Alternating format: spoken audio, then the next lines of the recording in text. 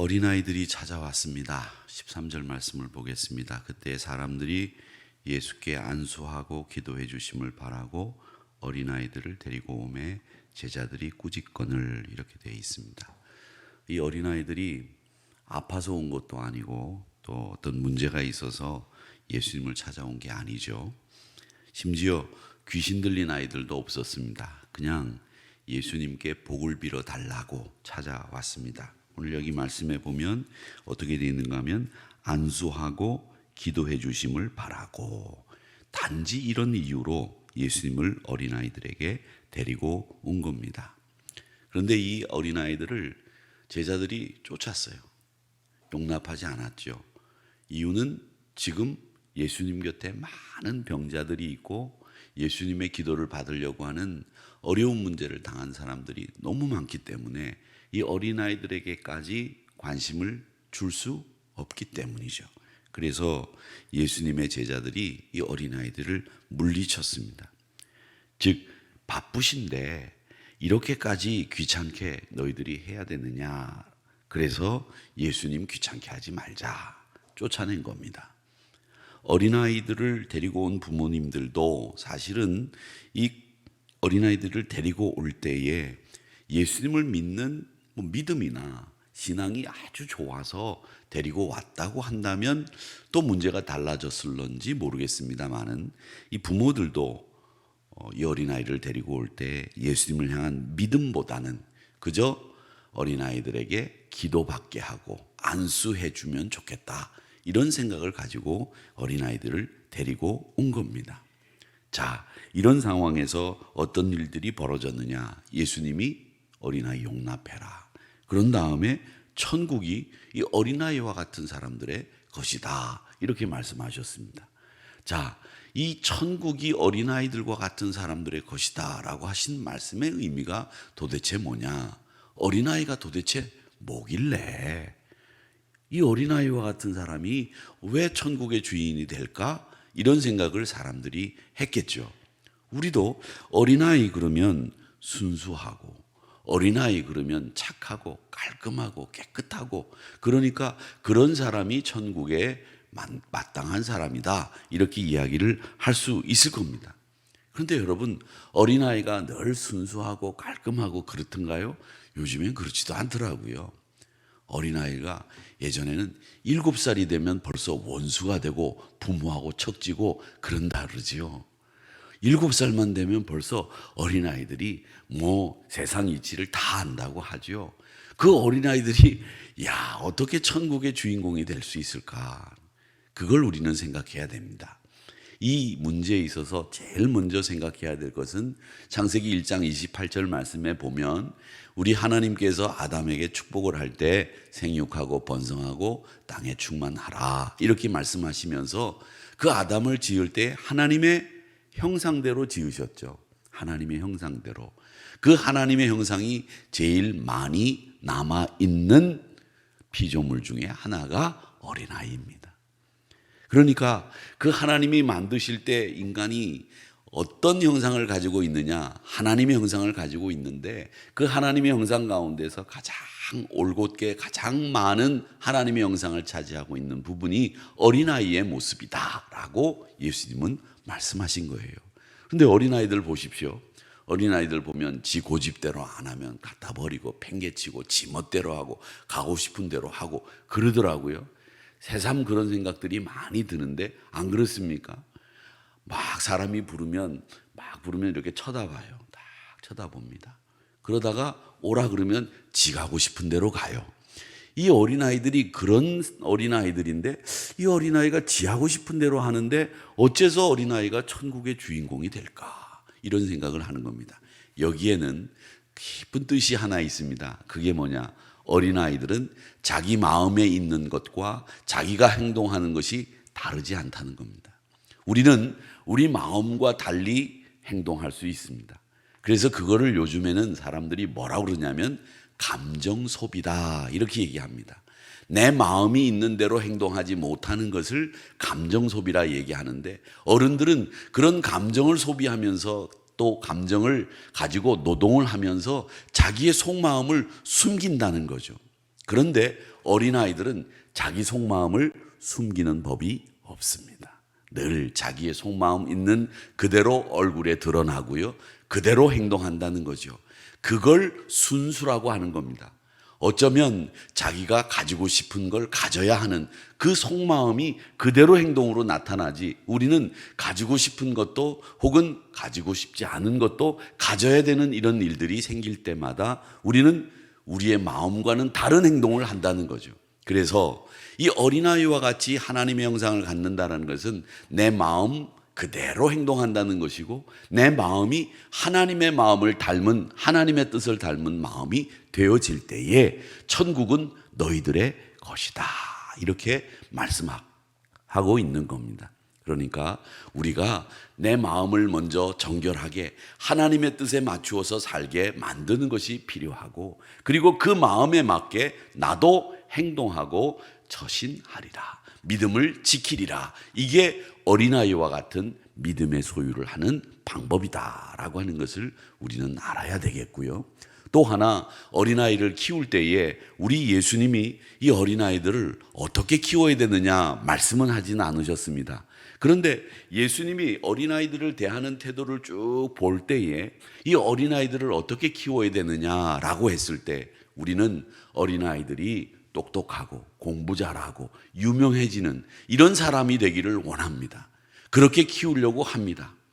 그러니까 우리가 사람들을 키울 때, 아이들을 키울 때 어떻게 키워야 되느냐라고 하는 거 굉장히 중요합니다. 그런데 여러분, 제가 이렇게 어디를 다녀오다가 대치동을 지날 때마다 참 저건 아닌데 라는 생각이 들 때가 많습니다.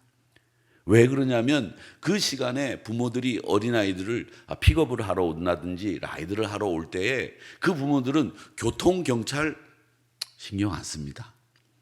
2줄, 3줄 차를 세워놓고도 차 빼라 그러면 딱지 띠라는 식으로 내배째라는 식으로 아이들을 기다리고 차를 세워놓고 있습니다. 그러니 교통이 혼잡하기 이를 데 없겠죠. 이렇게 자기 위주로 사는 부모 밑에서 어린아이들이 아무리 공부 잘하면 뭐 하겠냐는 거예요. 질서 안 지키는 부모 앞에서 나만 공부 잘하면 된다, 이런 생각을 하는 그 어린아이들이 나중에 뭐가 되겠냐는 거죠. 아, 그래, 내가 원하는 것을 위해서라면 수단 방법 가리지 않고 살아야 되는구나, 세상이 그렇구나, 교통경찰관도 우리 엄마가 저렇게 내배째라 하고 길가에 차 세워놓고 있는 거 딱지 못 띄더라, 이걸 봤을 때 그 아이들의 사고와 그 아이들의 가치관은 어떻게 만들어지겠냐는 거죠. 그렇기 때문에 우리는 그 어린아이들에게 바른 가치관과 바른 신앙관, 바른 생활관을 심어줘야 되기 때문에 우리가 먼저 아이들이 어떻게 보고 있느냐를 잘 보셔야 됩니다. 아이들은 완전히 하얀 백지와 같은 마음 상태를 가지고 어른들이 하는 행동을 보고 거기에 그림을 그립니다. 아이들이 문제가 생기게 되는 그런 문제에는 가장 원점에, 그 뿌리에는 누가 있느냐 하면 항상 부모가 있습니다. 그렇기 때문에 우리 부모들이 그 어린아이들의 하얀 백지와 같은 도화지에 어떤 그림을 그릴 수 있도록 만들어 줄 거냐라고 하는 것은 여러분의 몫입니다. 그런 여러분의 몫 가운데에서 가장 중요한 것은 저는 유명해지고 똑똑해지고 또 공부 잘하고 좋은 대학 나오고 그리고 지위 높은 사람 만드는 것보다 더 중요한 것은 여러분의 생각 속에 가치관에 분명한 생각과 가치관을 가지고 계셔야 되는데, 그게 뭐냐? 하나님의 뜻을 따르는 자녀로 키우겠다, 이 결심만큼은 여러분 놓치지 마시기를 바랍니다. 하나님의 뜻을 따르는 자식으로 키우겠다라고 하는 그 기본적인 베이스 위에, 거기에 우리 자식이 공부도 좀 잘하면 좋겠고, 또 우리 자식이 좀 똑똑하면 좋겠고, 우리 자식이 좀 유명해지는 것도 나쁘지 않겠죠. 그런데 하나님의 뜻을 잘 따르지 않는 가운데 세워진 유명해진 거, 똑똑한 거, 이런 거 소용없다는 거죠.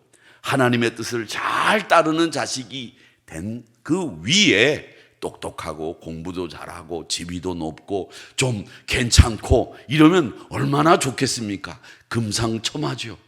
나 같아도 그런 녀석은 자식 삼고 싶겠지요. 그러니까 여러분들이 자녀를 키울 때 여러분들의 가치관과 여러분들의 생각이 자녀의 삶을 좌우합니다. 그런데 그렇게 키우시는 여러분들이 되셔야 됩니다. 하나님의 뜻을 잘 따르는 자녀가 되게 하겠다. 그리고 하나님의 형상을 올곧게 지키는 자녀로 키우겠다. 이게 예수님이 천국이 그들의 것이다 라고 말씀하신 의미입니다. 우리 사랑하는 성도 여러분, 그래서 우리 자녀들, 다음 세대를 키울 때에는 이런 세대들이, 이런 자녀들이 되게 해달라고 기도하셔야 됩니다. 오늘 느헤미야와 스룹바벨, 에스라 이런 사람들이 등장합니다. 그런데 이 느헤미야, 스룹바벨, 에스라 이 사람들이 어떤 사람들입니까? 바벨론 포로로 70년 동안 끌려가 있는 동안 이스라엘 백성들이 정말 소망이 없는 자리에서 예루살렘 돌아와 보니까 예루살렘은 승냥이밖에 없어요. 여우의 굴이 돼 있고요, 갈대만 우거져 있는 폐허가 되어 있는 겁니다. 그런 상황에서 느헤미야와 스룹바벨, 에스라가 하나님의 말씀을 읽히고 그리고 성벽을 재건하자고 외쳤을 때 이스라엘 사람들이 힘을 뭉치지 않았습니까? 그 힘을 뭉칠 수 있었던 이유는 뭐냐? 그 느헤미야와 스룹바벨, 에스라는 어떤 사람이었느냐면 비전을 품고 하나님 앞에 기도하는 사람이었다는 거죠. 그러니까 이 느헤미야와 에스라와 스룹바벨과 같은 인물이 되기 위해서 여러분들이 먼저 느헤미야가 되시고 에스라가 되시고 스룹바벨과 같은 인물이 되어주시기를 바랍니다. 그리고 그런 모습을 가지고 자녀들에게 교육하셔야 됩니다. 너는 이런 사람이 되어야 된다. 하나님의 뜻을 따르는 자가 되거라. 이걸 제일 먼저 가르쳐야 되고, 그리고 그 위에 하나님께서 비전을 품고 기도하는 부모를 보게 하시고, 그리고 똑똑함도 지식도, 그리고 앞으로 아름다운 믿음의 사람으로 잘 자라기를 그런 바라는 마음을 가지고 하셔야 됩니다. 이게 요즘 우리 젊은이들이 참 좋다고 생각해요. 우리 젊은이들이 참 괜찮은 아이들이 많아요. 제가 오늘 아침에도 엘리베이터를 탔는데 택배하는 젊은 친구가 타서, 택배하는 젊은 친구가, 제가 맨 꼭대기층에 사는데 제가 이 친구가 이렇게 타기 전에 제가 이렇게 누르면 이 친구가 타고 내려가야 되는데 이렇게 올라옵니다. 근데 제가 이렇게 타보면 내려가야 될 친구가 저 때문에 올라와 있어요. 그래서 제가 미안합니다, 바쁘신데 죄송해요 이렇게 얘기하면 아닙니다, 괜찮습니다. 젊은 친구들은 대부분 그렇게 밝게 대답을 해요. 그런데 좀 나이 드신 택배 하시는 어르신들은 죄송합니다, 저 때문에 올라오셨네요. 그러면은 아무 말 안 하고 왜 그렇게 재미가 없어? 그러면 아닙니다. 말 한마디 하면 재밌잖아요. 세상이 좀 더 풍성해지잖아요. 그 뒀다 뭐 하게 해요? 아닙니다. 제가 잘 먼저 눌렀어야 되는데 제가 늦었습니다. 괜찮습니다. 이렇게 하면 아침이 좋을 텐데 이거 아니거든요. 그러니까 여러분, 좀 사람 만나면 마음 좀 열어놓고, 누가 칼 들고 찌르기 전에는 칼 들고 찔러도 그 찌를래? 찌르면 아플 텐데 이렇게 맞으세요. 누가 되든지 간에 좀 재미있게 살자고요. 뭐 그렇게 재미없게 살려고 하세요. 좀 환하게 웃으시고, 오늘도 우리 어린아이들에게 하나님의 뜻을 잘 가르쳐주는, 그리고 다음 세대들이 너무 좋아요. 우리 다음 세대들이 잘 자랐어요. 그런데 우리가 사회적인 통계를 보더라도 우리 다음 세대들이 말이죠, 얼마나 힘든 세대들이 됐는지 우리가 지금 보잖아요. 그들이 어렵고 힘든 가운데 우리를 섬겨야 된다고 하지 않습니까? 그런 세대들에게 하나님의 뜻을 잘 따르는 젊은이들이, 다음 세대들이 되거라, 이렇게 가르치는 우리 기성세대들이 다 되기를 주님의 이름으로 축복합니다.